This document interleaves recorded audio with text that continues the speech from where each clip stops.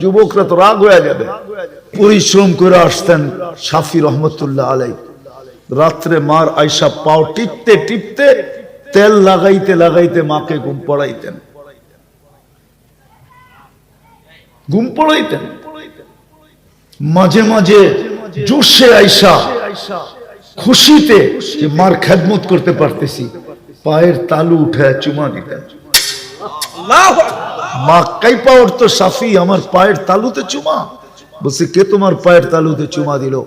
দেখলাম আমার পায়ের তালুতে চুমা দিলা। তুমি বলতেছো কে বললো? বলছে মা আমি তোমার পায়ের তালুতে চুমা দিই নাই, আমি তো আমার জান্নাতে চুমা দিয়া স্বাদ নিছি। তুমি পায়ের তালু দেখতে পারো, আমি তো জান্নাত দেখতেছিলাম, জান্নাতে চুমা দিয়া স্বাদ নিতেছিলাম। বাইজিদ বোস্তামির কাহিনী আছে না, না শোনেন নাই? সারা রাত্র মার মাথার কাছে পানি নিয়ে দাঁড়ায় আছে। মুসা আলাইহিস ইসলামের বন্ধু কসাই সকালে মার সেবা করে দোকানে আসতেন, বাড়িতে যখন ফিরতেন আগে মার সেবা করতেন, তারপরে নিজের বাড়িতে যেতেন। মতবার সেবা করতেন। বৃদ্ধা মা হাত উঠাইতেন আর বলতেন আল্লাহ আমার বন্ধু আমার ছেলেকে তুমি মুসা আলাইহিস ইসলামের জান্নাতের সঙ্গী বানায় দিও। মুসা আলাইহিস ইসলাম স্বচক্ষে দেখা নিজের কানে শুইনা আয়সা বর্ণনা দিতেন যে আমি দেখতে গেছিলাম যে ও কি আমল করে, যে দেখি কিচ্ছু না, মার সেবা করে সকাল বিকাল। আর যখনই সেবা শেষ হয় মা জানি হাত উঠায় কি বলে, খুন খুনে বৃদ্ধা মা।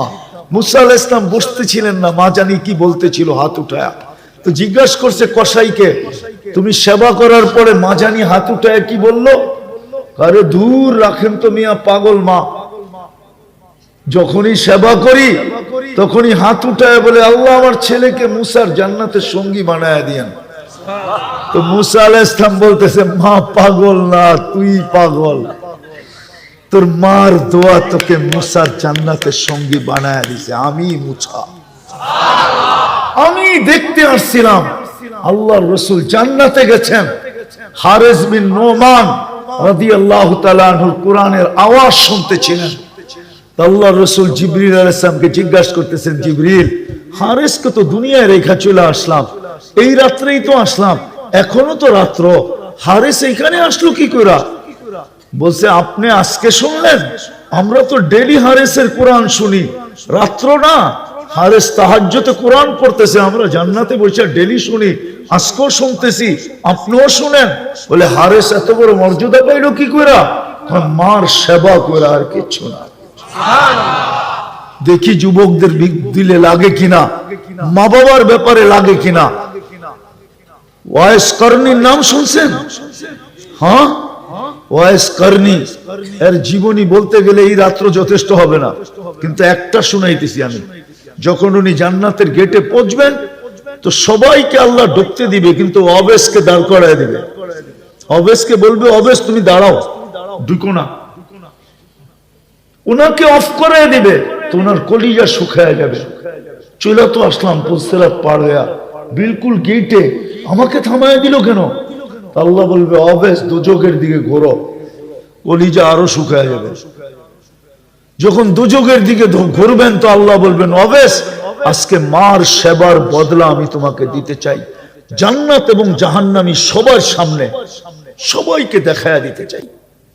আজকে তুমি যাও দুজকে 4 আঙ্গুল উপরে আঙ্গুলে ইশারা করবে, ওকে আমি দুজক থেকে বাহির করে জান্নাতে দিব। অবেশ ইশারা করতে থাকবে। আল্লাহর রাসূল বলছে আরবের এক গোত্রে যত লোক ছিল সমপরিমাণ লোককে অবেশের ইশারায় আল্লাহ জান্নাতে দিবে। আজকে তো যুবক মা বাবার গলায় পাড়া দিয়ে টাকা নেয়। জিজ্ঞাসা করেন এদেরকে,